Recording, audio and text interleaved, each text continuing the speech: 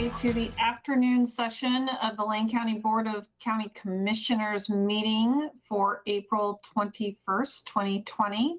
We have a few public works items on the docket for the afternoon. The first of which is item 11A on our agenda, the third reading and public hearing of ordinance 2001. So I will gavel in, technically speaking. And so ordinance 20-01 is the matter of amending Lane County Code Chapter 11 to update definitions, modernizing terminology, amending the code in light of recent changes to state law, and update reference codes and statutes. So with us, I believe we have Mr. McGuire and Alyssa Bass. Good afternoon. Thank you. Yeah, start whenever you're ready. Okay. Thank you, Chair Buck. On March 31st, the board directed land management staff to notify stakeholders in writing of the proposed ordinance 2001 in an effort to maintain transparency and offer additional opportunity for public comment regarding the proposed updates to Lane Code Chapter 11. To provide a brief summary of the collaboration between land management staff and temporary... I'm sorry to interrupt, but I think I made a procedural error and I need to read a few things before you start into your staff report. I apologize for that. I'm trying to go by your agenda. So if you don't mind, I'll just briefly state these things and we'll let you resume. So I need to explain the purpose and rules of the hearing. This is a public hearing. The date is Tuesday, April 21st, 2020. The order of proceedings for this hearing will be first the report by staff, followed by public testimony, and then additional comments by staff. Participants are encouraged to raise issues or concerns with sufficient specificity to enable the county to address or respond to them prior to the board's deliberations. I need to call now for a disclosure of board commissioner abstentions due to any conflicts of interest or bias. Are there any? I do not see any. I have none. Very good. We will call now for any challenges to the board's qualifications to hear the matter. Any challenges? We do have a moderator on the line for when public testimony comes. Moderator, if there are any hands up, can you let us know? I will do so. You're not calling for hands right now, right? Only if it's for a call to any challenges for the board's qualification. Okay. Yeah, no challenges, no hands. Thank you. So now, Alyssa, I'll let you resume the report by staff. Thank you for that interruption. Just start over. Thank you, Chair Buck. So to introduce myself, my name is Alyssa Baz. I'm with Land Management Division.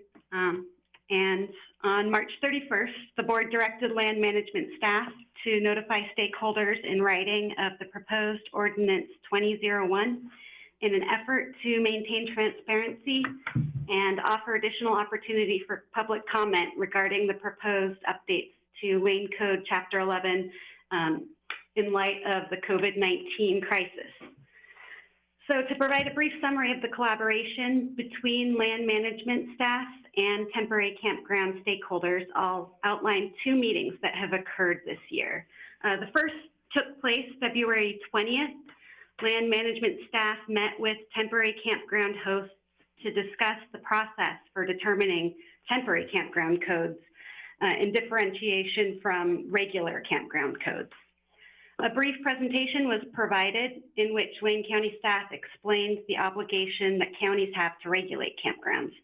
This is driven primarily by Oregon Administrative Rule Chapter 918, Division 650, titled Recreation Parks and Organizational Camps, and the Oregon Health Authority 333 Division 31, Operation and Maintenance of Recreation Parks.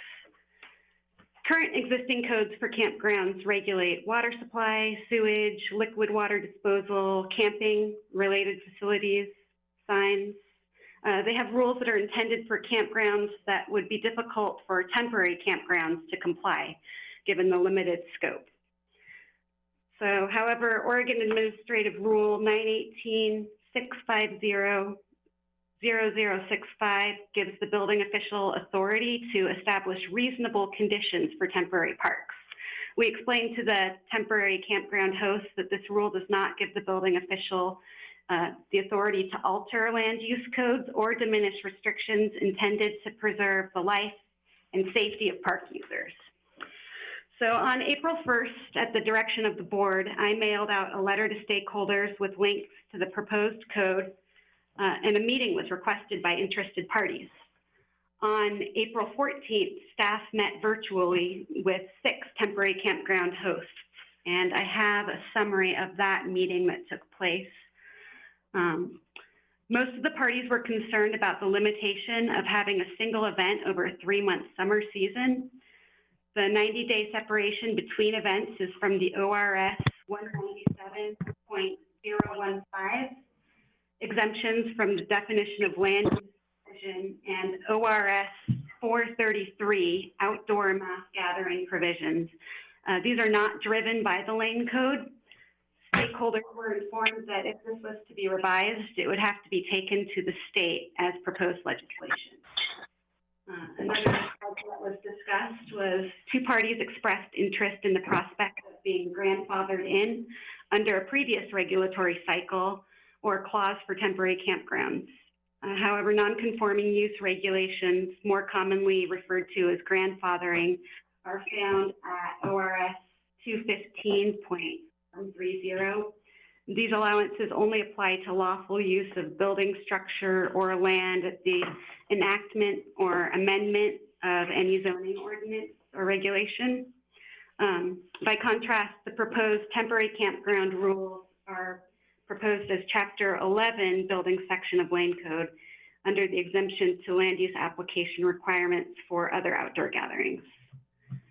A request was voiced that various permits required from different Lane County departments, such as planning, land use, building, environment, health department, could be unified. Most of these are outside agencies, and this is a process that the LMD staff can look into, but is not related to the current ordinance 2001. Another item that was discussed during the meeting is the campsite size. It suggested that the maximum dimensions be removed. This has been added as an item of recommendation to the board in the Lane Code 11.444, number 2 subsection. Certain parties had questions about when their applications would be mailed out. Those have since been mailed with a notification that payments will be delayed until 3 weeks before the events are to happen in light of the COVID-19 circumstances. Another item that was discussed was the parties wish to add 2 days to the 72-hour limit for the requirement for restoring sites to the conditions prior to events. With the combination of daily collection or transfer to containers, a final removal date allowing some flexibility. It's been added to the recommendations to the board that the requirements for site restoration to conditions prior to the event be increased to 96 hours. This is in Lane Code subsection 11.443, item number 5. Another item that was discussed in the April 14th meeting is emergency access, fire life safety, and road width. Parties were concerned that a 20-foot width was excessive. The fire district allows for a reduction to 15 feet for one-way traffic. Since the fire district makes this determination, there's no need to change the code. Some parties took exception to the language of providing instructions to the campers upon the use and location of fire safety and extinguishing equipment. It's noted that this is not supposed to be interpreted as training, but merely informative. It appears that most of the parties understood the intent of this, but we recommend to the board that the language be changed from instructed to provided with information. This is part of Lane Code, Chapter 11, subsection 446, item 7C. Another item discussed was trash receptacle locations. Parties wanted more clarity on the size and the locations of the required trash cans. It's been recommended to the board that a 50-gallon size be reduced to 30 gallons. This is in Lane Code, subsection 446, item number 6, Chapter 11. And the last item discussed was a question about the language of the word or versus the word and in section Chapter 11, 443, item 4. It's recommended to the board that the description of outdoor assembly be deleted from this subsection and replaced with a reference to the Lane Code, Chapter 3, subsection 995, item 3C, in which the term is defined. And that concludes the summary of the meetings that were performed with the temporary campground stakeholders. And with that, I would like to turn it over to Building Official Steve McGuire. Thank you, Lisa. One thing I want to point out in taking a look at this proposal is that the existing campground rules are not specific to temporary or permanent. The current code applies to both. What we're trying to accomplish here is to differentiate a set of codes that apply to the permanent campgrounds and to the temporary campgrounds. Over the years, there have been acceptances and modifications and deviations from the code requirements for these temporary campgrounds, and part of what we want to do is codify what the temporary campground rules should be and can be. And we've often used the Oregon Country Fair campgrounds as a model for putting our proposal together. Thank you. And Keir, did you want to add anything to that? Sure, I will. First, I want to say thanks to Alyssa for providing a good summary and background of the discussions we had with the campground organizers. I thought those discussions went well. There was definitely some good points brought up that staff have revised and provided some revisions in the ordinance that is before you today. And I'm sure we can speak to this in a little bit, but because staff has proposed some substantive changes to the regulations, the proposed regulations that were discussed at the second reading, we will need to, the board will need to push out to an additional reading, actually 2 additional readings, and Alyssa has the dates for those meetings once we get to that point. I do want to point out that the board has received some written comments in the last few days from some of the stakeholders, and I wanted to speak to a couple of those points. The main concern that we have heard throughout this process is a concern over the limitation on holding one campground event per 90 days. And as Alyssa mentioned, this is really something that the county doesn't have flexibility on. This is tied into the definition of what a land use is. And once these types of events or gatherings happen more than once every 90 days, it becomes a regulated land use. There are options to have more events than once every 90 days, but it becomes a land use decision, and that's generally a lot more complex. There's, you know, a temporary provision, or it could be a special use provision in certain zones, and that's a whole different process that's kind of challenging. I think that issue's gotten rolled up into these changes, which have to do with the building code, and it's gotten a little conflated. So I think there's some We've tried to explain that to some of the organizers, but it seems like from some of the comments, that's still a concern that they have. Another issue that was brought up by Ms. Darling, Cindy Darling, has to do with the current regulations that are already on the books that govern those really large events that are over 1,000 people. In 2015, the board adopted outdoor assembly regulations that apply to those really large events. She's the only campground around the Oregon Country Fair, Miss Darling's, that is over 1,000 attendees. It's, excuse me, closer to 1,500 attendees a year. A different set of regulations apply to that campground, which are already on the books and the board has already adopted and approved.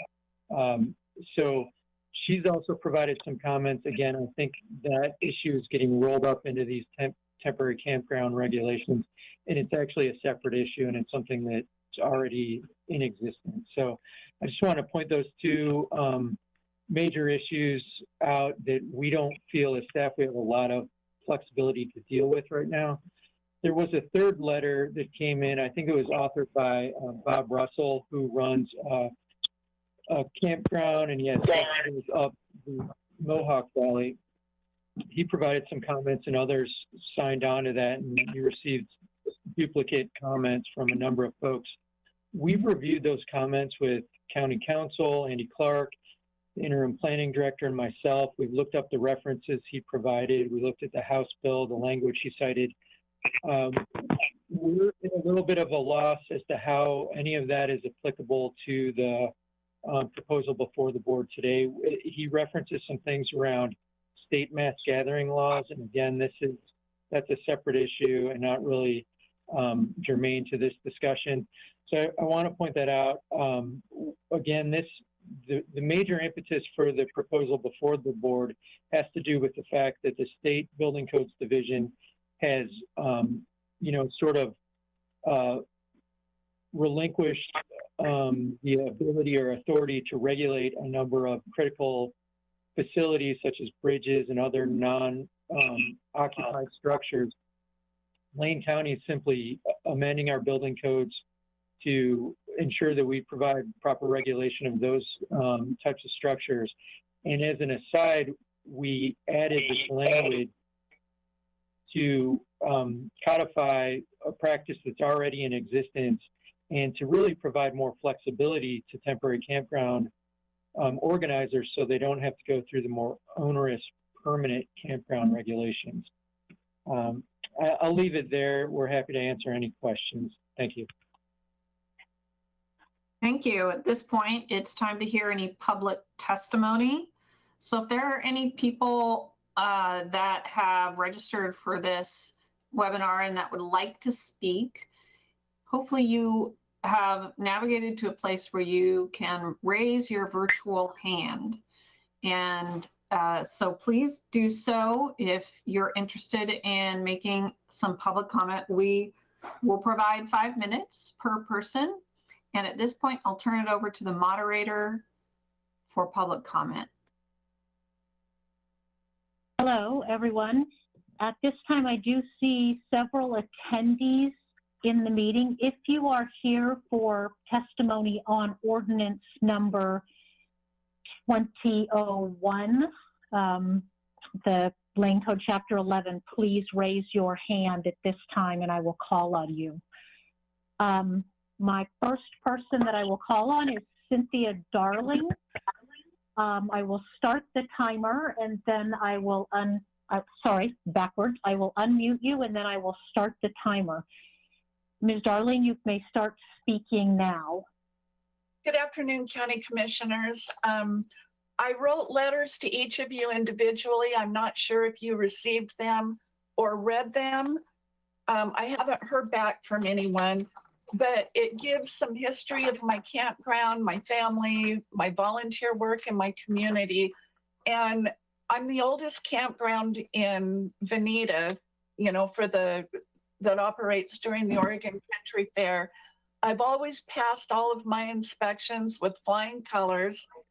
I have a larger campground, which if it was made smaller, there'd be 500 people without camping out here in Veneta. And I know that Lane County is doing special things so the other campgrounds can operate. And all I'm asking is that I be allowed to follow the same rules. And, you know, this would have been my 34th year. And I'm a bit emotional about this.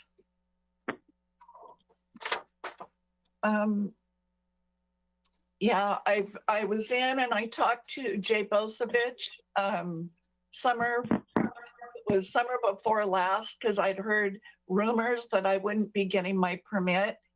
And I was assured that that didn't apply to me, that there was going to be some minor tweaks. And it seems like we've been having these meetings for a year and a half. And every time we think everything's fine, it all comes back again. And this is my only income. I'm 64 years old, and I'm asking for some leniency here. For the other permit, there's so many hoops to jump through that I don't think I can do it. And my permits have gone from $360 to $2,014. So I guess that's all I've got to say.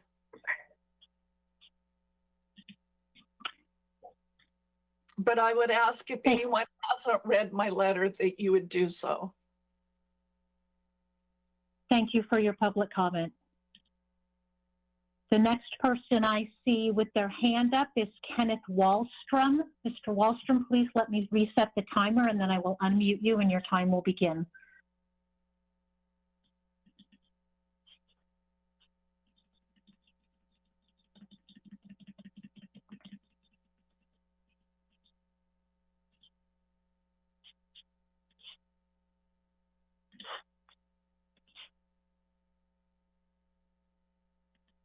Mr. Wallstrom, you may begin your public testimony. Thank you. Good afternoon, board members, and thank you for the opportunity to address the board in regards to the reading today of Ordinance 20-101 in Chapter 11, which has to do with campgrounds. My name is Kenneth Wallstrom, and I am a Lane County citizen, and I am of Veneta on Subtle Road, and I am one of the, as Cindy, I have been doing the camping ground as long as Cindy has. With almost 30 years of experience of setting up and running campgrounds, with referral letters from both now retired West Lane Fire Chief Terry Ney and the formerly our area Fire Marshal, Mrs. Duchesne, I have been happy to offer my experience in the development of this ordinance and working with the planning department to come up with the way where we are at this point. I personally feel there is still room that needs to be worked on together with reason that has been built with the rapport that has been built between the county and us, giving our advice and our guidance, as well as them giving us their guidance. We need to move forward to provide an ordinance that is beneficial to all of Lane County, not just us campers here, but all of Lane County, anybody that wants to set something up from the coast up to McKenzie. We need to do this job right. I am not the only Lane County citizen in regards to this ordinance that has concerns about it being written correctly and applying to all that it should apply to. I have in my hand here 12 letters that have been signed by people in my area that are concerned, and not all of them are campground hosts. Some of them are just neighbors on this road because, of course, they didn't have a lot of time with the current situation with the virus going on to get a whole bunch of signatures. So there are things that I feel we still need to work on. One of them is the amount of events that can happen.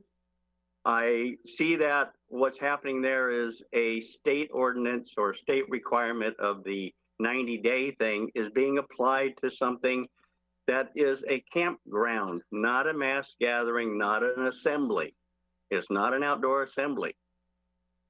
That needs to be worked on to where it is applying to campgrounds in Chapter 11, not mass gathering, taking a piece from there, taking a piece from assembly. We also need to look at some other things such as for emergency vehicles or emergency response, it is not being required in there such things as having sites numbered, knowing where the campers are at. So if a sheriff needs to come in and find somebody due to something that's happened in their family at home, we need to be able to find that camper as quickly as possible for the emergency people. If it's fire, if it's medical, if it's the sheriff, we still need to work on this. So that is why I'm here, is to ask to hold off on the vote on this so we can continue with our report with the county to continue developing this ordinance to be the best we can do for all of Lane County. And I thank you for your time. Thank you. Do we have anyone else who would like to give testimony for ordinance 20-01? If so, please raise your hand at this time. Chair Buck, I do not see any more hands, so I think our testimony is closed. Thank you very much for your testimony. At this point, I'm going to turn it back to staff for any additional comments. Hi, Chair Buck. This is Keir Miller, Division Manager. I do want to just make a couple of follow-up comments. So you heard from Ms. Darling regarding her operation over there, and she mentioned some fees that she said have gone up from $236, I believe she said, to over $2,000. I want to point out that those fees are not part of this, what's being proposed before you. I think that's a combination of fees from the Department of Health that has raised fees for some of their review of the food booths that she has at her concerts out there. That's unrelated to this item. The land management does charge a fee of $1,000 for the outdoor assembly license, which is a requirement for her because she has over 1,000 folks. That fee is not applicable to the other campground organizers unless they go over 1,000 attendees. Steve can fill us in on what the permit costs for this temporary campground permit are, but I believe it's less than a couple $100. But I do understand there are other costs involved with review from environmental health. Regarding the second speaker, again, the point that was brought up had to do with the number of events that can be held in a 90-day period. And again, our hands really are tied on that. The second point he brought up regarded addressing for individual spaces within the campground, so emergency responders can find residents or campers. We'd be happy to fold that in. If we hadn't heard that feedback before, we could fold that in. The board gives direction today and make changes necessary to put that language in. Frankly, there's talk of other improvements that could be made. We haven't received any comments, substantive comments regarding changes like that. We've heard about the once every 90-day issue, some references to mass gatherings. I feel like staff has done, an incredible job trying to reach out and solicit feedback. We really haven't heard much that we can work with regarding this. So I would encourage the board to move ahead on this. We did delay it to provide additional time for public speakers and did outreach, push it forward to a third reading. Obviously, if the board wants to continue to an additional reading, we will be doing that to implement the changes we made already. But I would I would hope that we could bring this to resolution sooner rather than later. Thanks. Thank you. So we'll move to any discussion from the board. Does anybody have any questions or comments? Commissioner Sorensen, I cannot see you, so you'll have to say something if I heard somebody laugh. But if I can see Commissioner Farr, Bozievich, and but I can't see myself, but I can say I don't have any questions at this time. okay, any other comments or questions from the board? Commissioner Bozievich. Thank you. And I first want to thank the board for voting 2 weeks ago to extend this out and continue the public hearing. Obviously, you can see that there was need to do so because we did get additional public comment in doing so that we hadn't received before. And that was my concern. If we had moved ahead back at the last reading, we wouldn't have had these additional comments and the changes that are being proposed by staff, which I support. I will, I have, read your letter, Cindy, and I do understand, some of your issues. They tie back to that 1,000 person limit that we wrote into the public gathering ordinance back in 2015. So it's actually an issue that's now 5 years old. This particular ordinance has nothing to do with that 1,000 limit. So it won't change anything if we adopt this or don't adopt this relative to your situation. Mr. Wallstrom, the one thing as I read our code in chapter 3 on outdoor assemblies and the definition of assembly, I can't separate a temporary campground from that definition. It basically says a reasonably anticipated gathering of people, and I can't see how a campground isn't considering a gathering of people and falls under that assembly and the 90-day rule. There is provision to get a permanent campground license and go through the land use process to get a permanent campground if somebody wishes to have events more often than 90 days. With understanding those two things and that the 1,000 person thing is a completely separate portion of our code and not part of what we're proposing to adopt under this ordinance. And that definition of assembly seems to be very broad. I'm willing to move forward with this at this time. With the changes recommended by staff that are going to require us to have a fourth and a fifth reading, which does give us the opportunity maybe to wrap in the recommendation from Mr. Wallstrom about being able to locate campers, appropriate numbering of spaces, et cetera.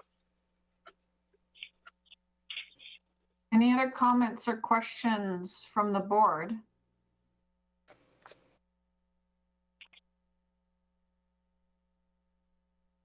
So we do have, we have held the public hearing over for additional comments. So we didn't close the hearing. And at this point, we have that decision to make and also whether to support the staff's recommendation of approving the third reading and setting a fourth reading, which would be May 5th at 1:30. Any comments or questions before we move forward?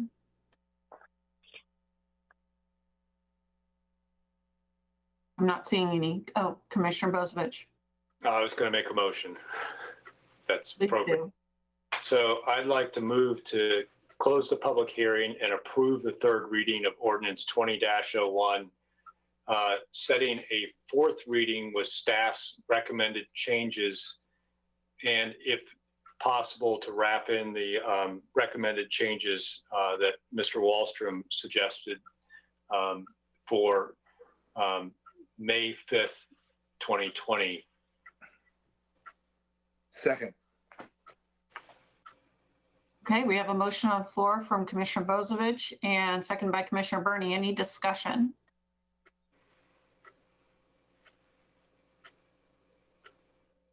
Yes, Commissioner Farr. Thank you, Chair. Just with the if possible portion, I'm presuming that it is possible.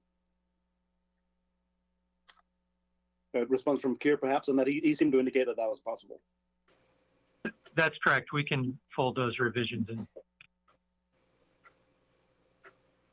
Any other discussion? Commissioner Burney. I just wanted to take a moment to thank both Ms. Darling and Mr. Wallstrom.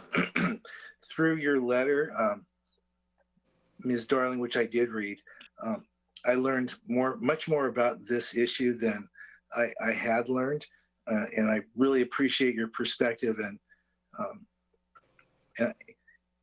I just wanted to thank you for your testimony and respect you for it.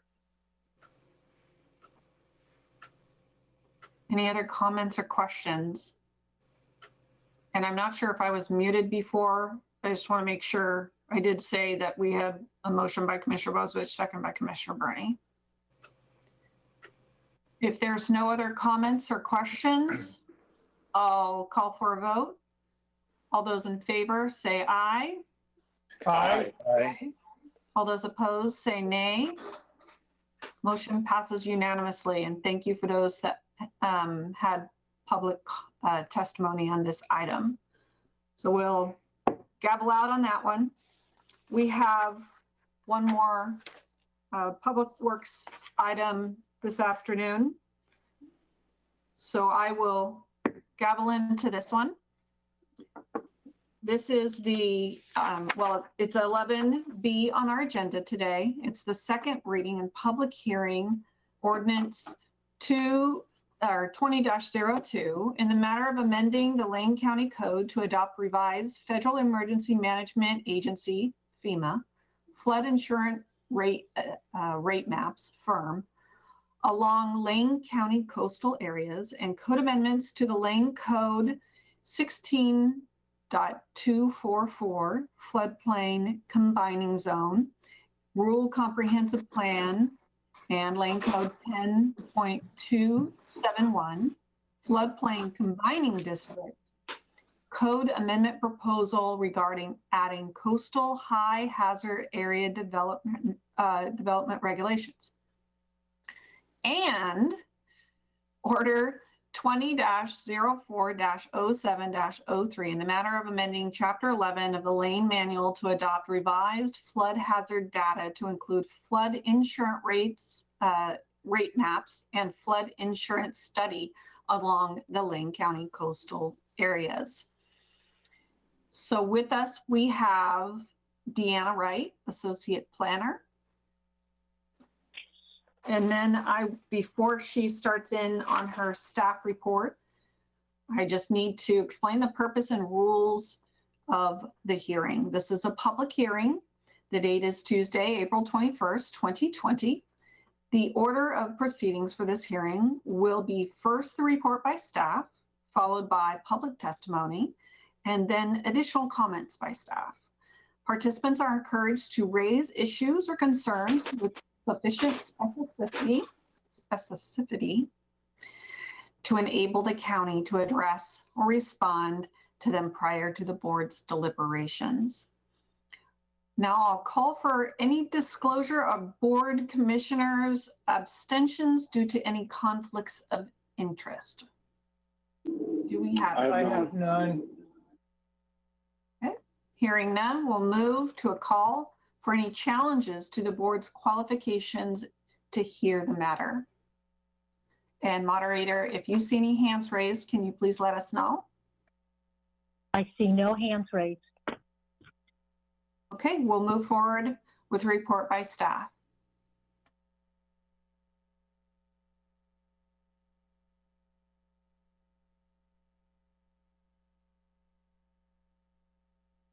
Staff, you can proceed when ready.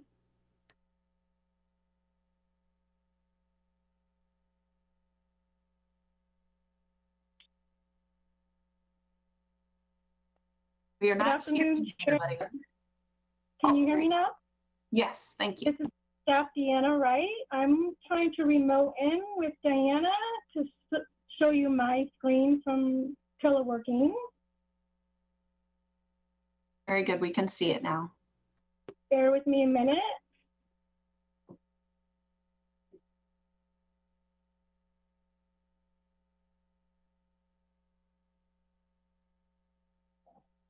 Can you see the presentation? Yes, we can.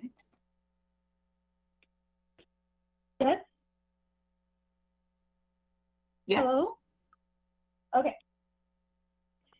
So good afternoon, Commissioners. In this staff presentation, I will be covering information about the revised FEMA flood hazard data along our coastal areas.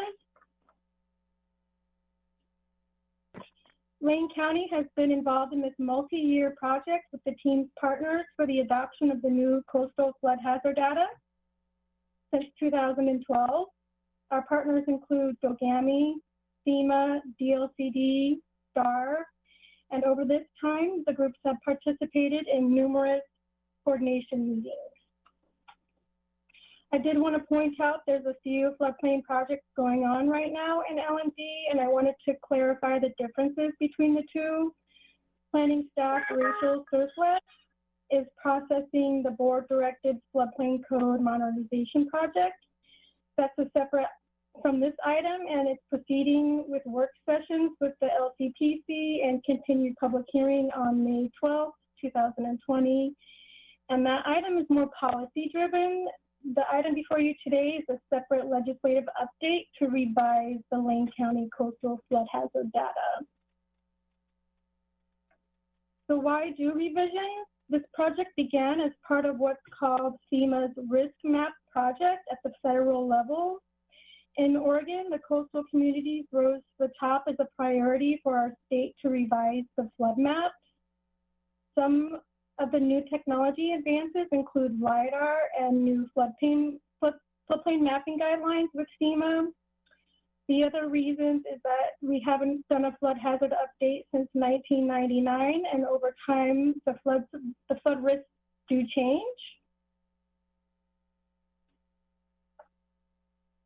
So where are the map revisions taking place? The map on the left is a large-scale vicinity map of the project area. The flood hazard data spans from Mapleton along the Sayuqual River to the coast, and spans over 3 jurisdictions in Lane County, Lawrence, and Dune City.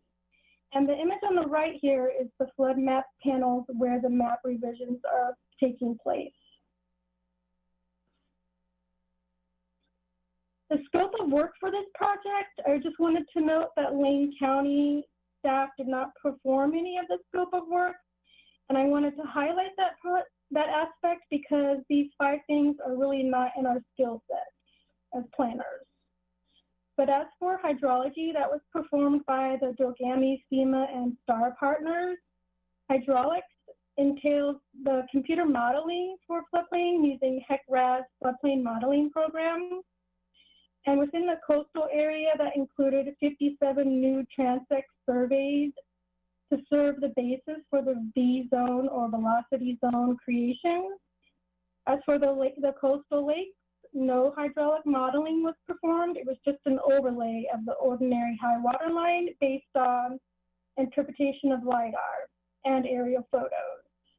The base flood level was mapped or revised to the ordinary high water level. And what redelineation means is it's not a hydraulic model. It's just simply remapping with current LIDAR based on current topographic data. And the redelineation did occur over the extent of the Sayuqual River for this project. A little about the older data versus the new data technology. This slide is an example of some of the current topographic maps that form the base floodplain data map. These older topo maps look like the one you see here, used from the 50s and 60s USGS maps, and cartographers couldn't see through the trees or the drainages. Today's LiDAR is crisp and clear, and you can see the example in this slide here. And LiDAR stands for Light Detection and Ranging Technology, and it has revolutionized the way that we see topography or the Earth's ground. LiDAR is collected from aircraft carrying a highly accurate laser scanner and was performed by our Dogami partner, and it separates the actual ground from the structures and trees. The benefit is LiDAR is the new technology used to create revised-based flood maps. With the new data, the flood zones can be located much more accurately. Some older flood maps show misalignment between the flood zone and the actual topography, but with today's LiDAR, the alignment is very accurate. This slide shows how our partners got the velocity zone data. With steps 1 through 4, the computer modeling equation takes into account the wave plus the swell plus wave setup and run up over to the first shore dune or foredune to get the total water level for the base flood elevation. This is a side view angle of the analysis. This slide here shows the overhead view of the transect analysis. So what Dogami staff did was survey 57 transects of multiple data and put it into one data computer model to get the results. And each of these red lines depicted is an approximate survey marker where the data was derived. These survey lines result in the velocity zone data for Lane County. I wanted to show you what the older and the newer maps will look like. This area here is Mapleton area along the Siuslaw River. The left image is existing and the right image is proposed new digital firms, and it illustrates the comparison of the mapping data. And there's a pretty big difference in this mapping. The new maps on the right show the images of existing structures in the modeling. It shows the floodway boundary as more pronounced, and you can even view the actual channel of the waterway. And the old maps don't show this level of detail, and it makes it difficult for people to see their property.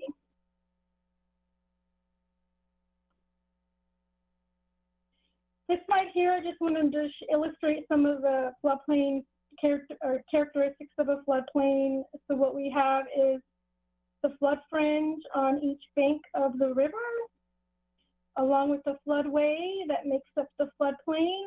We also call it the special flood hazard area, in which each has a base flood elevation, also termed as BFE.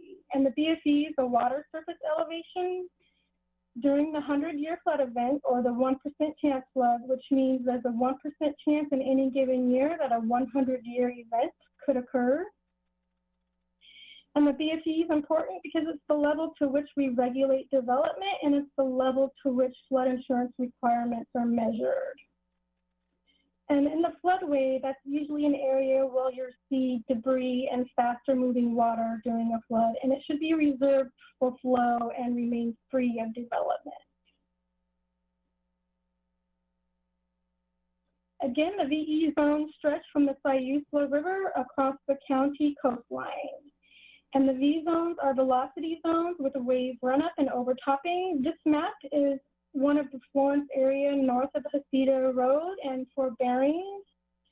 Down here to the south is Driftwood Shores, and you can see some of the different transects that are mapped. For example, here's transect 7, 8, and 9.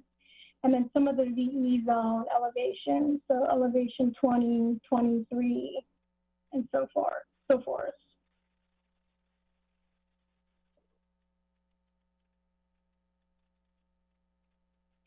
I wanted to touch on some of the new standards in the V zones, and they are lowest floor elevated to 1 foot above the base elevation, requirement for engineered structural design, elevations on posts or pilings, prohibition of fill, and prohibition of alteration of the sand dunes.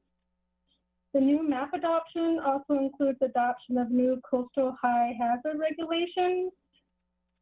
The new code language is derived from Oregon's model floodplain code, which is verbatim language from the Code of Federal Regulations. And with the adoption of the model code, Lane County would be compliant with the federal regulations.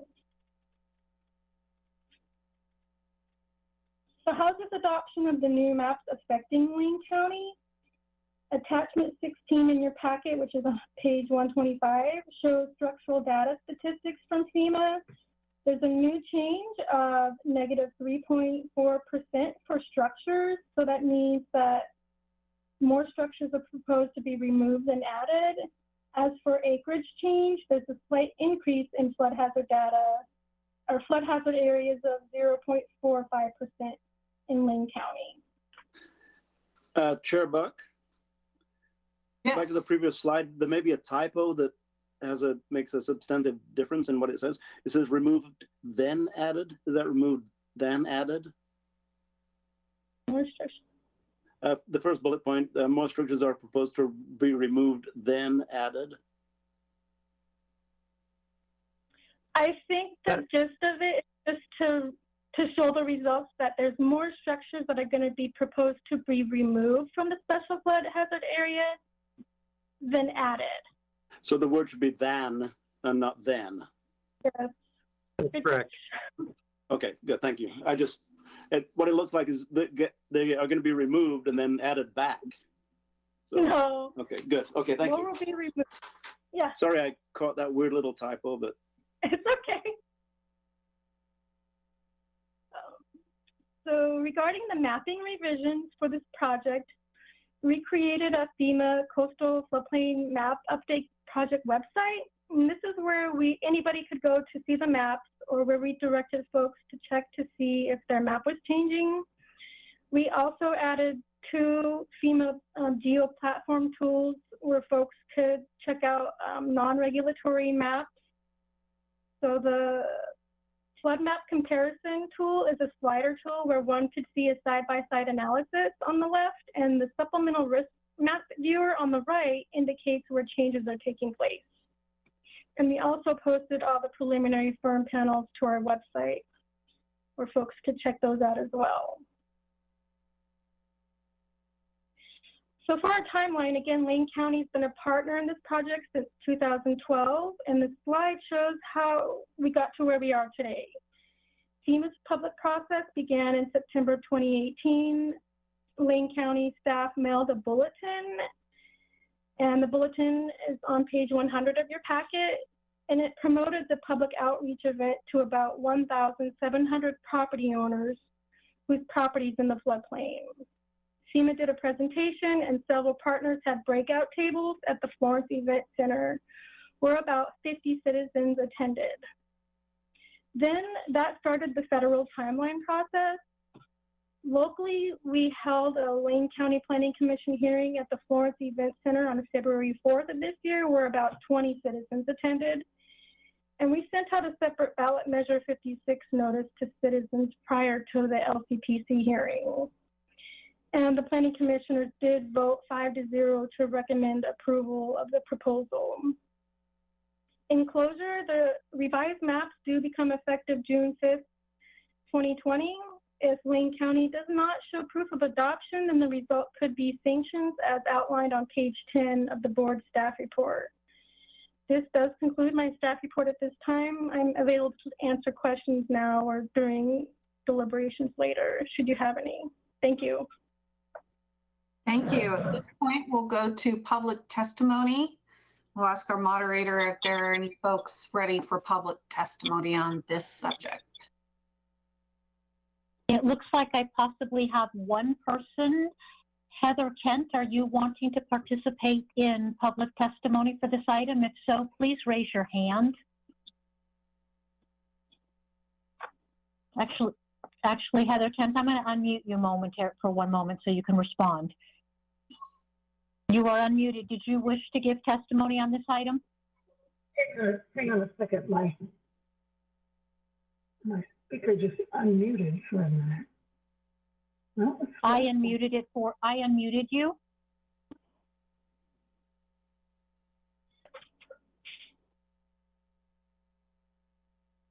Commissioner Buck, I do not believe we have anyone who'd like to give public testimony. Heather Kent is a campground owner. That Okay. is the only person I have left online. Right, it doesn't look like we have any public testimony on this particular subject. Any final comments by staff? No, Commissioner. Okay, we'll move to discussion from the board. We have the options for closing the hearing. It looks like staff is recommending adoption of the ordinance and order as written. Any discussion, comments, questions by the board? Commissioner Bozievich. Thank you. Real quick, if you can hear me over the lawnmower outside. I wanted to ask staff real quick.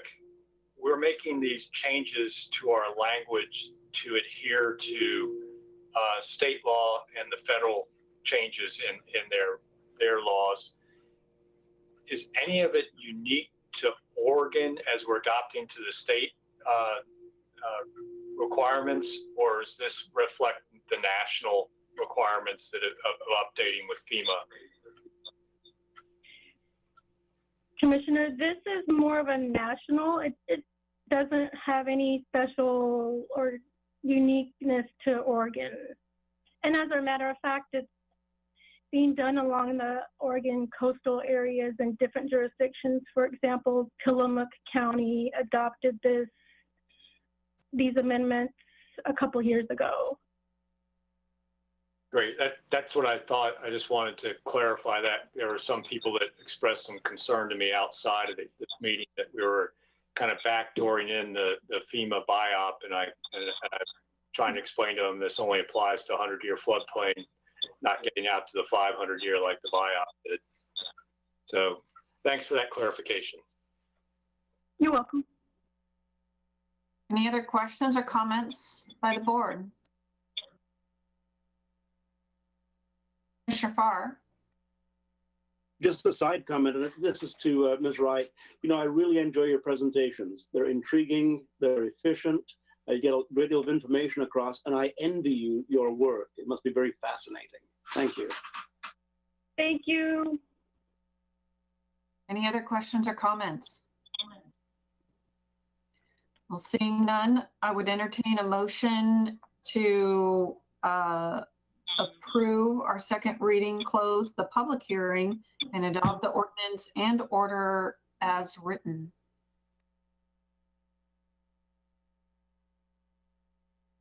So moved.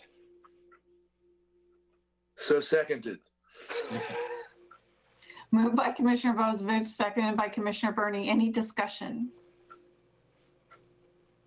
Seeing none, I'll call for the vote. All those in favor say aye. Is this an Aye. ordinance? All those opposed say aye. nay.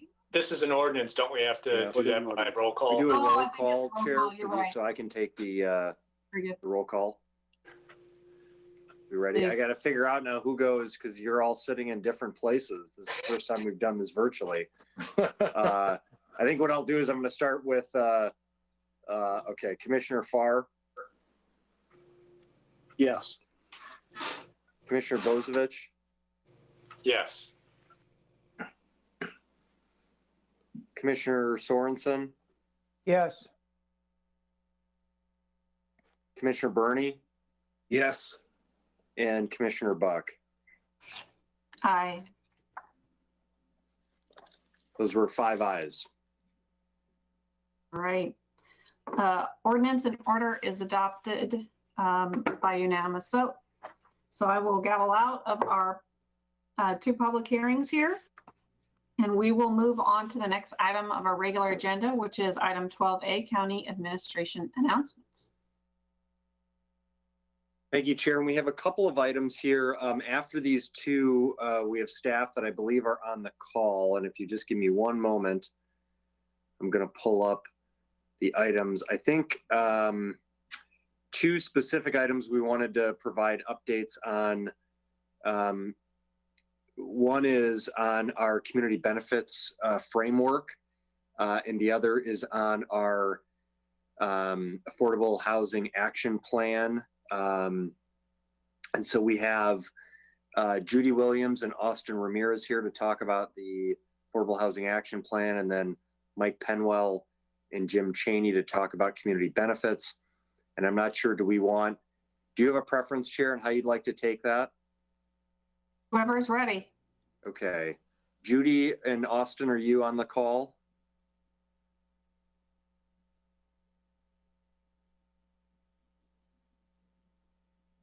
Not hearing that. Do we have Mike Penwell and Jim Cheney? Are you on the call?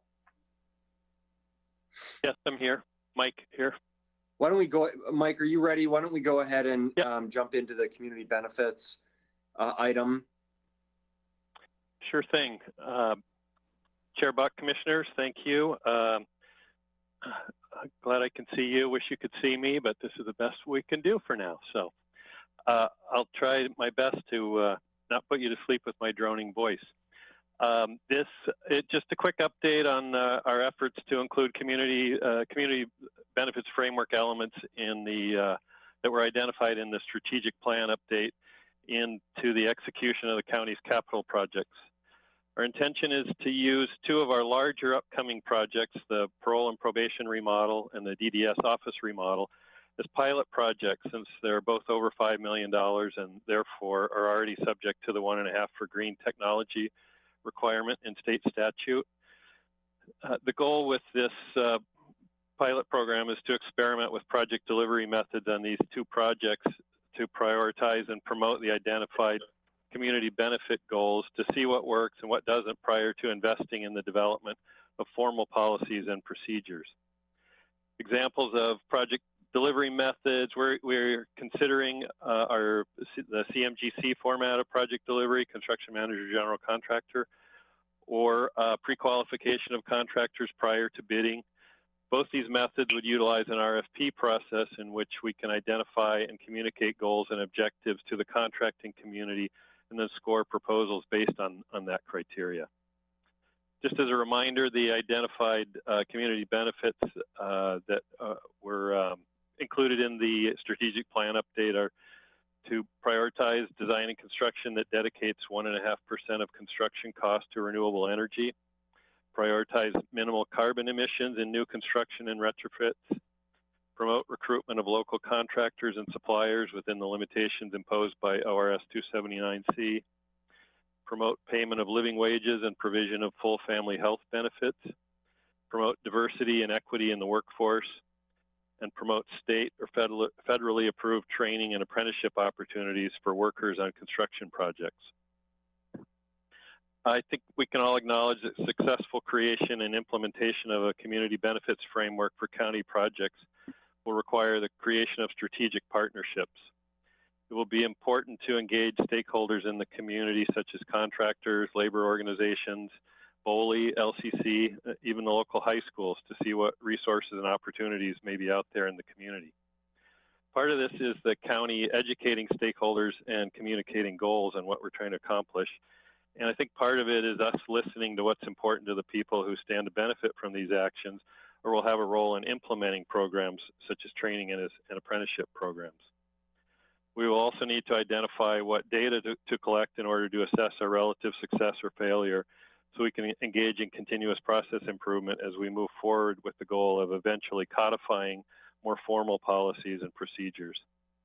The available literature suggests that these initiatives can be extremely successful when designed and implemented effectively. And we need to be careful that any additional burdens we place on the contracting community don't drive up costs and add complexity to the requirements that contractors already have to comply with. We think these pilot projects will give us the opportunity to try some things out, see what works, and build capacity in delivering these benefits that can be applied to future projects without tying up a bunch of resources and time and effort. So, and eventually improve on it as we move forward. Jim, anything you'd like to add? No, Mike, I think you summarized everything very well. So on that, thank you, Mike, for that overview. I'll pause there before we go to the other item and just see if there are questions or comments from commissioners. Really what we wanted to do is just give you bring the full board in the loop on our ongoing discussions and work around community benefits. Not a secret that Commissioner Berney has been an advocate from the very start of when he took office as a county commissioner. Commissioner Berney's also been a great partner in that effort. I think it's a really nice example of effective legislating where he came in with great ideas and experience and proposed those, and then we engaged the right staff in figuring out how we implement these policies and procedures within our organization effectively. And it's just been and then we have incredible staff, namely Mike Penwell and Jim Cheney, who've just seized these ideas and run with them. And so it's been I think really effective work so far. We just wanted to let the board know that we continue those efforts, and then I'll stop there and see if there are any questions or comments on community benefits before we move to affordable housing. Any questions or comments? Commissioner Berney. I just really want to, well, a couple of other points. One is Mike and Jim have also been in calls with the officers of the Lane, Coos, Curry, Douglas Counties Building Trades Association. And this is becoming not a negotiated process, but a partnership process. They are as interested in developing workable solutions that don't add costs to projects, but reflect their values and interests as we are. So this has been a very good process. And the fact that Mike and Jim have chosen to, rather than throw a policy on us that we might not yet be prepared for, identify those projects over $5 million we already have in-house, and giving them the freedom to identify what elements of the framework work and don't, is creating, I think, a capacity in Lane County that will help other counties as they all have, as many have articulated to me, an interest in this. I also, this is probably too much detail, but the term community benefits agreement has a different definition in the Portland metro area than it has here, which does in fact add costs. So we're being very, Mike and Jim, forgive me guys for me saying we, I feel a sense of ownership, but I understand my lane. But we feel this is going to give a lot of specificity and put flesh on the skeleton. I just thank the board for being enthusiastic about this as well. That's all I wanted to add. The Lane County Building Trades guys are into it. And Jim, I got their attorney's name and number, and I'm going to forward that to you so you guys can just make everything work. Any other comments or questions? I don't see any. I just want to lend my appreciation to Commissioner Berney for heading this up and for our staff for doing such a wonderful job so far with picking it up and running with it. It will be such a wonderful addition to how we as the county do our work, and a wonderful role model for the rest of the community and other agencies that have peaked ears and are interested in this particular idea. Commissioner, or I shouldn't say that, right? Mr. Mokryski. Thank you. Chair, the second item we wanted to discuss, and Judy Williams and Austin Ramirez are on the call to provide additional information. But as the board knows, we have engaged with Better Housing Together to develop an affordable housing action plan. That plan was due to be reported to you today. And we wanted to provide an update on where we're at. While nearing completion of that work, we entered into this global pandemic that we are now dealing with. And one of the things that I asked for us to take a pause on and reevaluate is the extent to which there had been shifting dynamics in our local community around affordable housing, affordable housing and housing affordability, which really are two different things. The impacts on renters as a result of unemployment and employment instability through this pandemic. So we didn't want to deliver a report to you today that didn't capture the issue of the moment and what is likely to be the issue as we head into the recovery of this pandemic. And so we're proposing that we extend some of this work and consider both funding opportunities that may be available at the federal and state level through various funding packages that have or may become available, as well as changing dynamics in both employment and the rental markets. So I'll turn it over to Judy and Austin, and that's just the high level context of we are not reporting to you the final plan because I asked us for not to pause and stop the work, but to pause and make sure that we capture all of the relevant changes and environment that exists to bring forward the most thoughtful and effective plan for the community. So Judy, do you want to take it from here? Hi, can you hear me? Perfect. Yes, we can hear you. Thank you. Okay. Good afternoon, Chair Buck and commissioners. And I wanted, before I delve into a little bit more on the renter assistance, was there any other questions or input that you wanted to give in terms of the action plan with Better Housing Together, or should I just jump into renter assistance information? Why don't you jump right in, and then we can ask for questions or comments after the update. Perfect. Thank you. So again, trying to get back to the request, and certainly after watching the one of the last board meetings and hearing the public comments, very impactful public comments, and just speaking to a number of community members, we really wanted to put together some resources in terms of what we're doing currently to assist renters. With the executive orders in place, the Chief Justice, Supreme Court Justice orders in place, all good intentioned, well-intended orders that have really had a positive influence on our local response to curb the disease. There are some known consequences that we've been hearing of, when we're looking at limiting gatherings, postponing hearings, postponing trials, closing schools, closing businesses, really getting people to try and stay home and stay safe. It's been quite impactful to folks in our community. Several people that are losing their jobs, either they're unemployed now or underemployed, losing income, and, really to no fault of their own, or finding themselves really unable to pay their rent and or mortgage.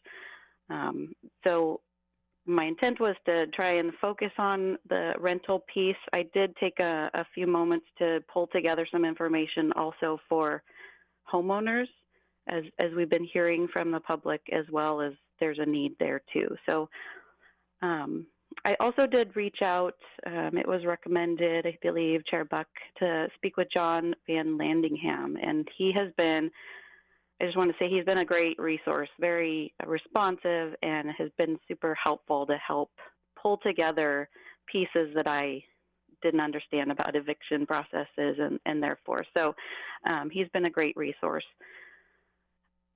After the last board meeting, we pulled together some information fairly quickly to try and really help renters right away with what are the ordinances, what are the rules, what do you need to know if you are facing notice of termination of your rent agreement or facing eviction illegally, what are some of the steps? And so I put together frequently asked questions that are now on our website. And so that's the lanecountyor.gov/coronavirus.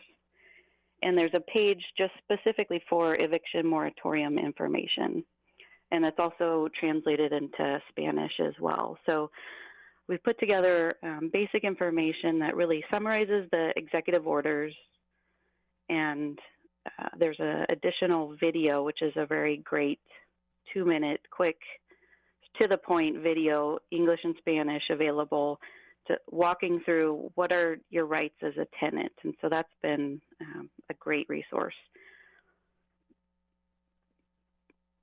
I just wanted to reiterate some of the key steps that you do need to take as a renter, they're not that extensive. So good news, it's really just notifying your landlord, and you don't need to provide documentation in terms of loss of income and that type of a thing. It's just notifying as soon as possible.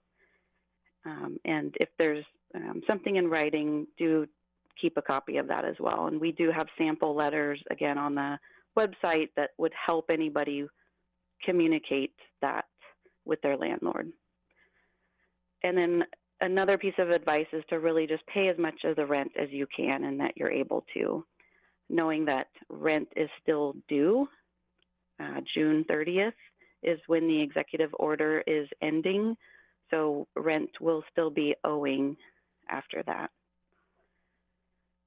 And in terms of subsidized housing, there's just a small additional increase in time period. So you not only have to, you would just notify your landlord, but you have a additional time as well. So July 26th is the date if you're in subsidized housing. And I believe Austin was going to talk in a little bit about commercial renters.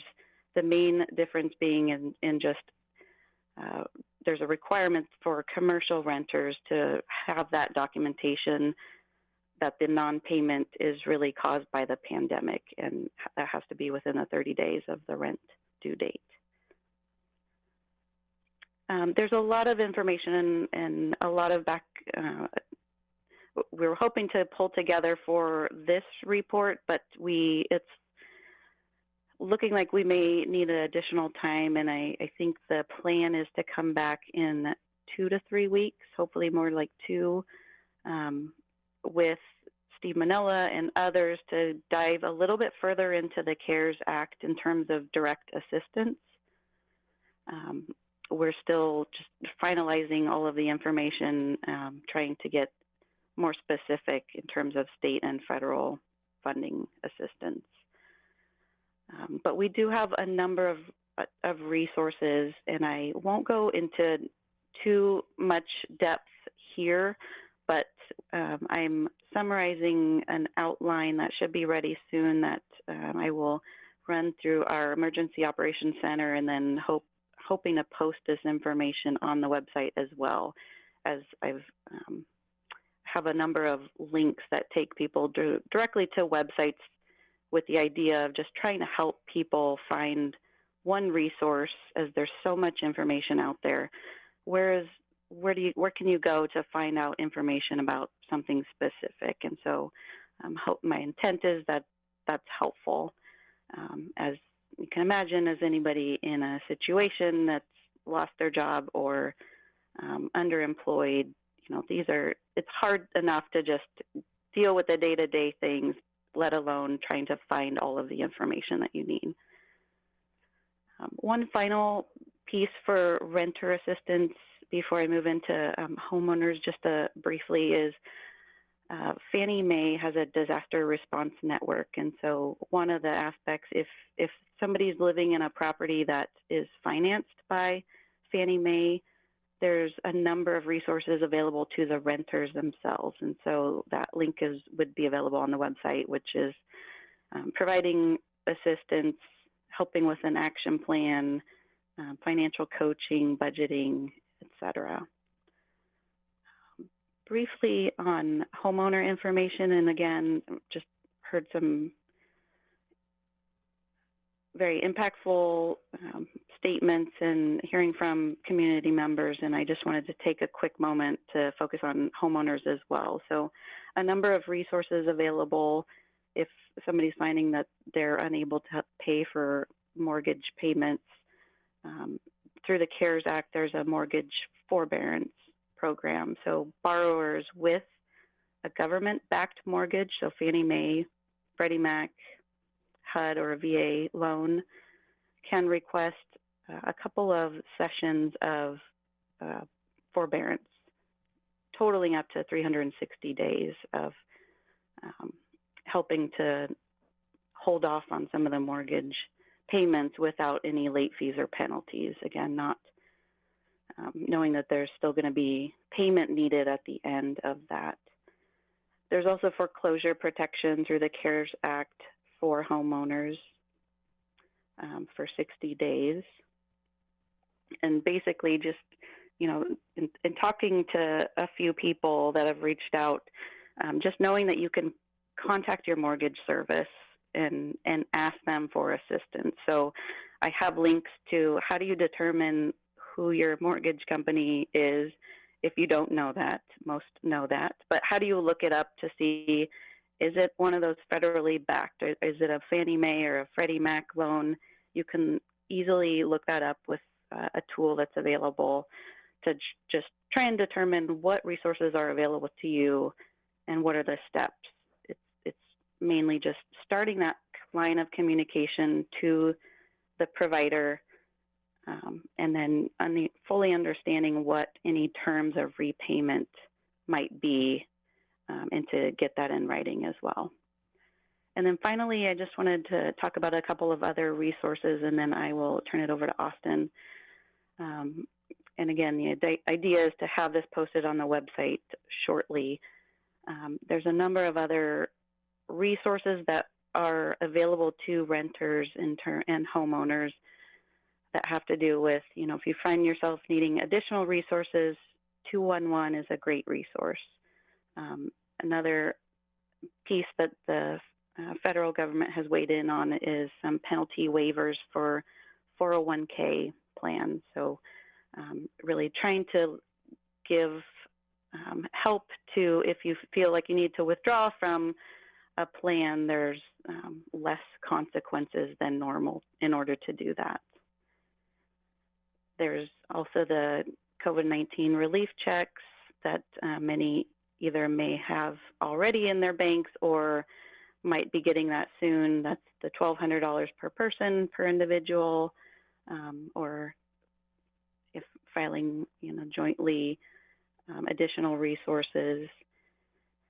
There's also a number of other resources, you know, the Food for Lane County, great links to how do you navigate all of the options and food pantry updates. How do you find the best resource for K through 12 meal programs? That's a great resource. Unemployment benefits, an additional resource as well in terms of extending that timetable up to 39 weeks instead of just 26 weeks at the state level. And then many additional utility company assistance resources. So I have links to all of our local utility companies and identifying how do you decipher what steps you need to take to get some of the available credits. And most companies are providing credits for folks that are finding themselves with lower incomes due to COVID. And then finally, additional resources on, you know, personal loan options, whether it's auto payments, personal loans, student loans, and just providing a one-stop shop with how to identify what you might need help with as a renter or as a homeowner, and finding a way to easily navigate what you might need and what could help. And so while there's a number of resources, it's the intent is to try and compile this into one-stop shop to hopefully help people navigate. And then as more information comes out, and again, hoping in a couple of weeks to have additional information in terms of the CARES Act, and talking about some of the additional funding coming to Lane County, or at least cities in Lane County, with the community development block grants, as well as the emergency solutions grants as well. So we're hoping to hear more. Oh, go ahead. Is Austin have some additional information? I just want to make sure we get through this. Yes. So that covers most of the residential, and then I'll turn it over to Austin, and yeah. Thanks, Judy, and good afternoon, Chair Buck and Commissioners. Appreciate your time today. I just have a brief update on the commercial side of things that will hopefully help you understand what not only commercial tenants are experiencing, but also banks and commercial property owners. And so the governor obviously extended the moratorium on evictions to commercial tenants. I think a lot of the concern with that, while it was a good move, was then does that roll the problem down to the owners and then the banks? And thankfully, what we've seen is that many of the banks and the property owners are largely working with all of their tenants and their clients to help weather the storm. Based on conversations with banks and commercial landowners, they're looking at two situations. The first is having tenants in place who may have to shut currently or for a few months and then not be able to pay rent for 2 to 5 months. Or the other situation is they evict tenants at some point, or these tenants shut down completely with no intention of reopening. And then these property owners or banks are left with having no payments for 18 to 24 months or a much longer time period as the economy recovers. And so what we're seeing is not only are commercial owners and banks wanting to do the right thing, they're also realizing it's in their own self-interest to really help their current clients and tenants weather the storm in the short term, that is in the next 2 to 6 months, and to really work with them to find ways for them to either make partial payments or not make any payments now, but make payments at a later date as the economy recovers. And so it's been good to see. What we've been told by banks is they learned really hard lessons from the 2008 recession and realized that them taking on a lot of commercial assets and properties is not necessarily the business they want to be in or what they want to do or what's good for the economy. And so taking those lessons in, they are a lot more flexible than I think they were 10 or 12 years ago. So that's been good to hear. We're continuing to monitor the situation. There are obviously several businesses of all sizes that are in a position of really low or no cash flow and having to make hard decisions about where that money goes. And so we will continue to monitor the situation and update the board. But I think on a positive note, it seems like banks and owners are really stepping up to do the right thing and help their tenants through. So that's just my brief update. I'm happy to answer any questions. I just have one quick comment after that, Chair, but if there are any questions or comments for Austin and Judy on that update. Commissioner Berney. I would just like to go on record and compliment Judy. Judy, I've been reading emails you send to people, and I've been absolutely impressed with the thoroughness and dedication with which you approach even those that may seem marginal because their complaints mean something to them. So I just wanted to acknowledge that, and I mean it sincerely. Austin, your report, it's not even a report. I understand what you're saying, but I think we also need to keep an eye toward what forbearance actually means. I'm not an expert, but I believe what it means is after the period of forbearance, money is due and payment plans need to be developed. And that will be above and beyond existing mortgage payments. And so as we look at the commercial space, I'm anticipating that becomes quite complex. And so I just encourage us all to keep our eye on that, especially as, I mean, if you don't work with your tenant, who the heck are you going to work with? I mean, who's looking for a place right now? So, I mean, there are a few, but I just think that that's going to be an area of future concern. I just wanted to call that out, but thank you very much. Any other questions or comments for Judy or Austin? Seeing none, Mr. Mokowski, you had some closing comments?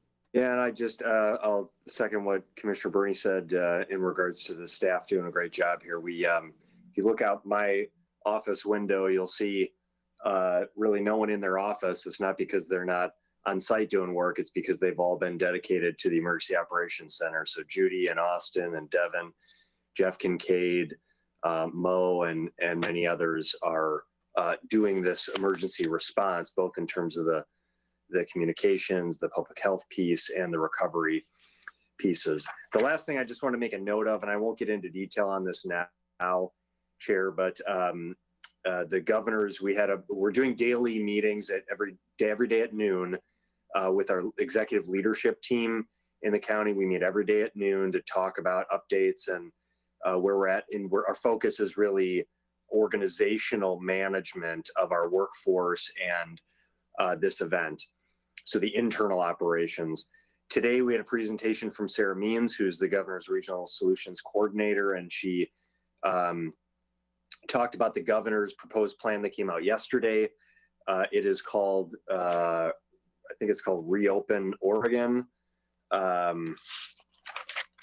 plan for, sorry, I'm not seeing it right here. Reopen Oregon, a public health framework for restarting public life and business in Oregon. So that's the governor's plan.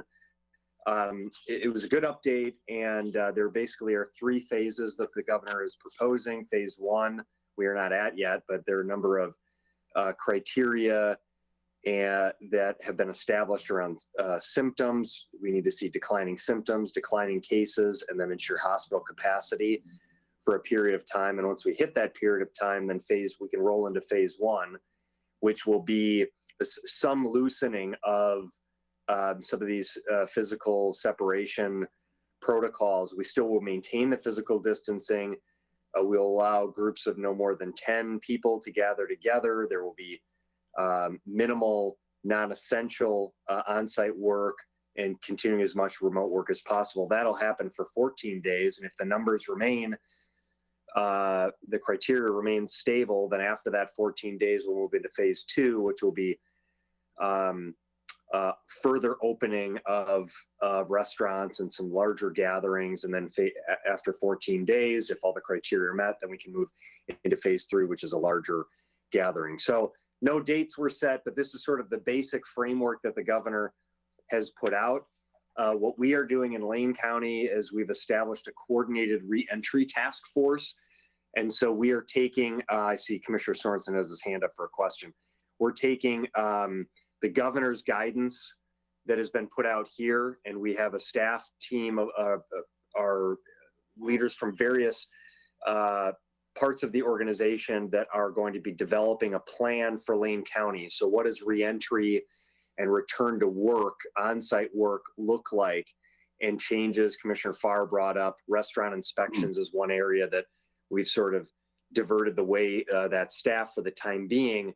What does it start to look like, the timing and process and prioritization for when we have those types of programs be reestablished and get back to quote unquote regular work?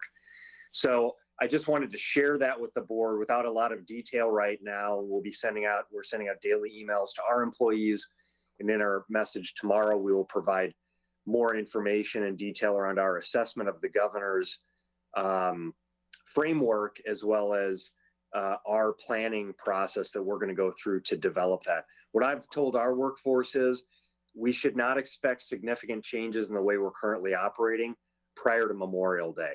Doesn't mean that some people won't move back on site, doesn't mean that we won't reopen some services and things, but in terms of significant shifts and changes to how we're generally operating, we're not expecting major changes before Memorial Day and probably later. And again, we'll follow this cautious and phased approach as the governor and the state have outlined. So I'll stop there, and I'll keep reporting on these things. I will also say that we're having tomorrow, every other week, we're having calls with all of our supervisors and managers across the organization. So we have daily planning meetings with our executive leadership, every other week planning meetings with all supervisors and managers, and then daily emails that are going out to our entire workforce. That's it. Commissioner Sorensen. Thank you. Mr. Mokrahysky, as I understand it, Lane County's death numbers really haven't changed, so we're just at 1, and it hasn't changed. We got that a couple of weeks ago, but that the daily count of people that are deemed positive has continued to go up each day, not by much, but it's been going up. Do you understand that this evolving framework idea that would require us to be stable in terms of the number of cases for a period of 2 weeks after we stabilize? And if that's true, sounds like we will be going into at least August, if not September, because as I understand the projections, will still be going up through the next few months. Yeah, those are really good questions, Commissioner Sorensen. I don't expect, and the governor's office was really clear today to not give any, I asked, that was my first question. What is the timeline for phase one? And not understanding they're not going to give us an answer. And we didn't get an answer on that. Governor's representative was told explicitly not to provide a timeline because they don't know. And it would be irresponsible to say that. So we don't know what the timeline exactly is going to look like. You're right about, we have one death in Lane County that happened on March 17th. So I just want to provide a quick note here. And in my budget message that I finalized yesterday and the board and budget committee will receive in a couple weeks, I encourage you to read that budget message. And on the front end, I run through a timeline of Lane County's response to COVID-19. And I'll just say, the states and local communities that have been swift and coordinated their response efforts have fared much better than those that have not. For Lane County's part, on January 22nd, we held our first meeting with the Oregon Health Authority. We began planning for our response on January. The first positive case of COVID in the United States happened the day before, on January 21st. So after the first positive case in mid-January, we started planning. It wasn't until March 17th that we actually had our first case, and on that same day, we had our first confirmed death. Haven't had a confirmed death associated with COVID since then.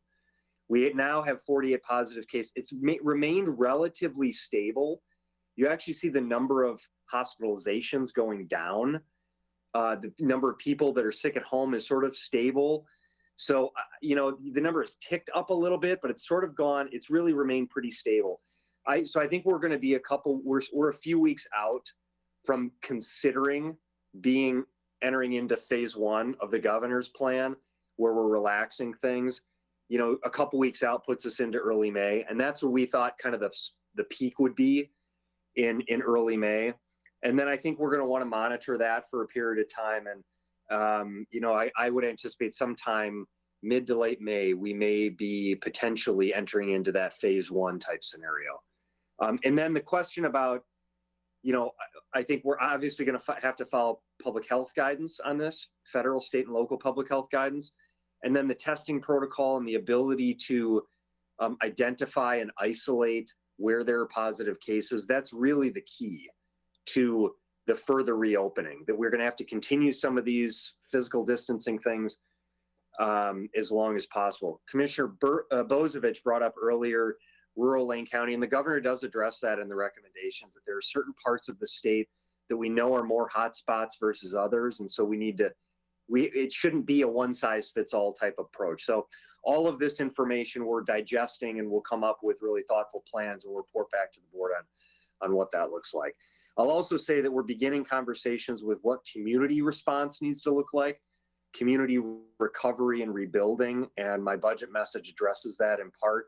And so we're beginning, just as we're looking at workforce reentry, we're also thinking about what does it look like to help support economic recovery as well as support vulnerable communities as we get sort of through the public health response efforts.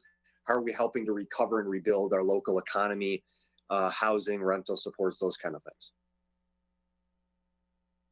Any other questions or comments?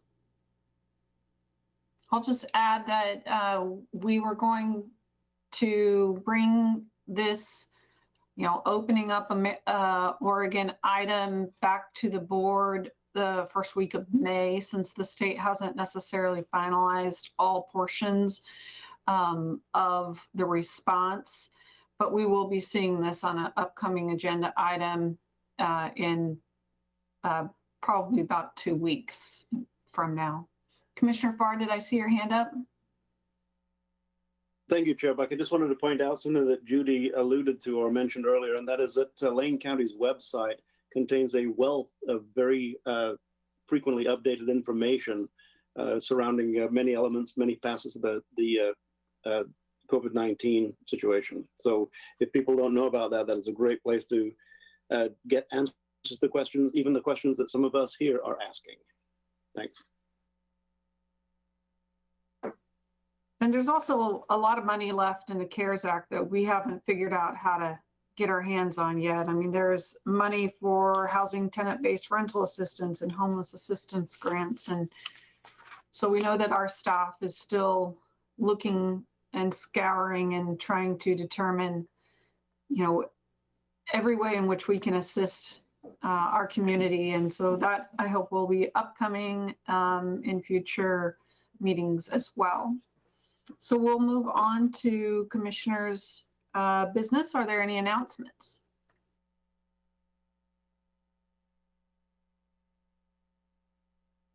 I'm not seeing any announcements. Not, we'll move on to future board assignment requests. I have an announcement. Hi, Adelaide.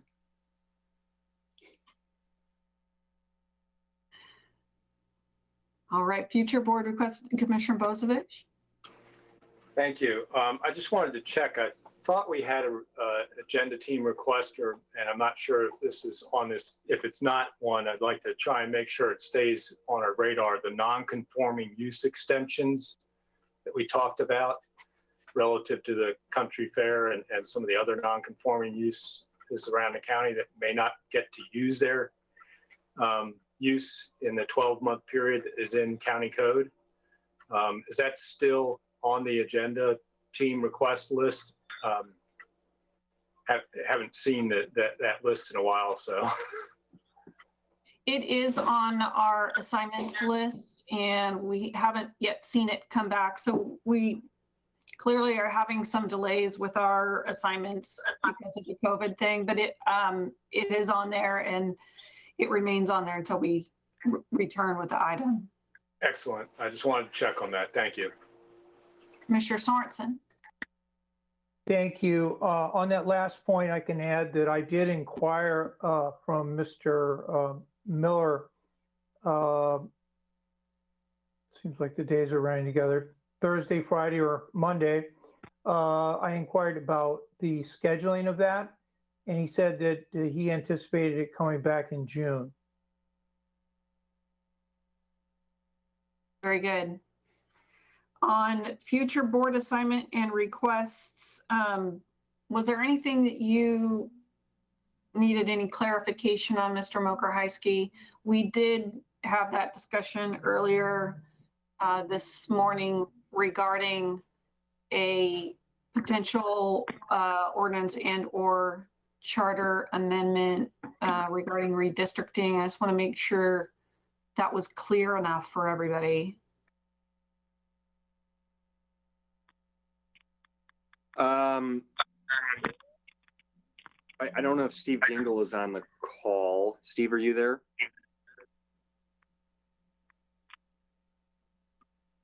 I'm not hearing him.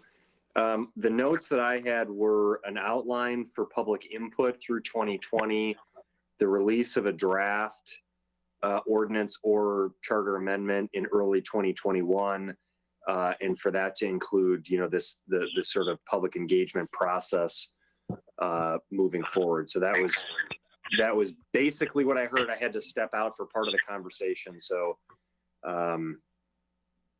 I think we're clear, and certainly what we can do is we can try to clarify with the agenda team if necessary. And if we absolutely are not clear, we can bring it back to the board and ask you to clarify. Very good. Any other future board assignment requests? Commissioner Bozievich. Just want to remind on the possible charter amendment, charter amendments have to happen on either a May or November election of an even year. So there's no point bringing a charter amendment back for 21. We can't do one.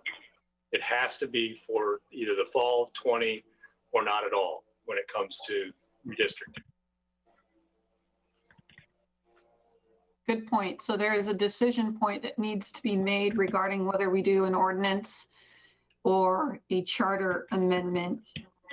And that might be the next meeting that we have regarding this subject, because it is a fork in the road for us as a board to make a decision on. And so as this returns, I think that will be something that Mr. Dingle can bring forward as we proceed further. Without that decision, it really has two different paths it can take. So we'll move on to review of assignments.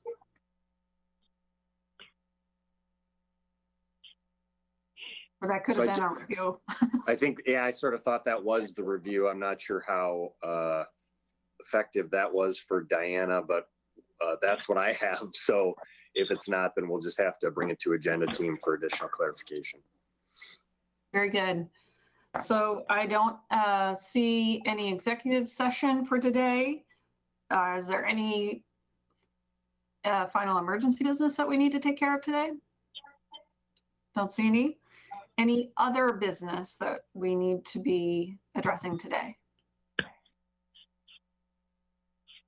Okay, I don't see any. So with that, we will adjourn our meeting today. We'll see you next Tuesday.